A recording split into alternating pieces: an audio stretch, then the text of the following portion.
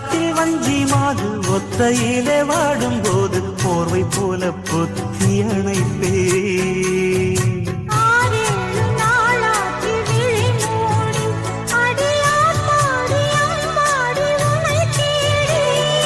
நீதானே மானே என் இளஞ்சோடி உனை நீங்காது என்று